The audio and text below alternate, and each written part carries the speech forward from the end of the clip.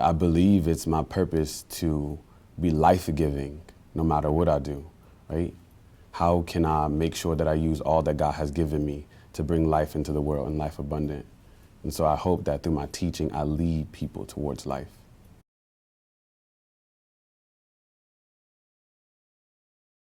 The first thing that comes to mind is resilience. I think that oftentimes we might look at Black excellence as who has achieved this.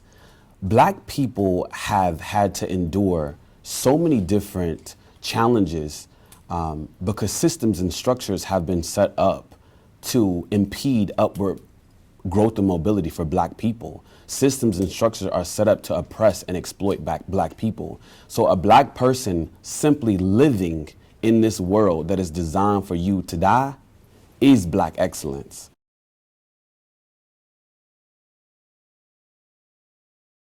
If I can help change the way that we see ourselves, I can help change the way that we pull together our resources, our time, our energy, and our love for one another towards liberation, because it has to start within.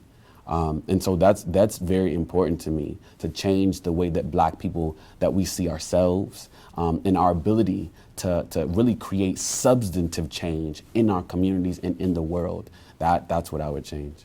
Me as a professor at a HBCU cannot be separated from me being an activist. And I like to think of myself as a revolutionary, because I'm very set on changing the conditions from which we live, right? They need to be towards life for the masses of people and not just for the few. And so that is very, very important. I am not simply a professor, right? I am also a Black man who is engaged in the community, right? And so how do I use both parts of my identity to empower, right? And that's really important for me. It's not an option to engage in protest and activism. It's not an option to fight for equal rights for the students at Howard and beyond, right? HBCUs. It's not an option to be an advocate for building up the Black community. It's not an option, right? It's a necessity. It has to happen,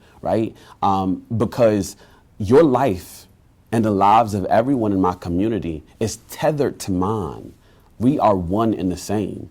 And so I am very intentional about making sure that I'm using all the things that I have to be able to move in a direction, again, that is life-giving, right? And so it looks like being intentional about being engaged in these protests and so on. And so that was, like I said, it wasn't an option for me. It was a necessity. And so when it's time to show up, it's time to show up.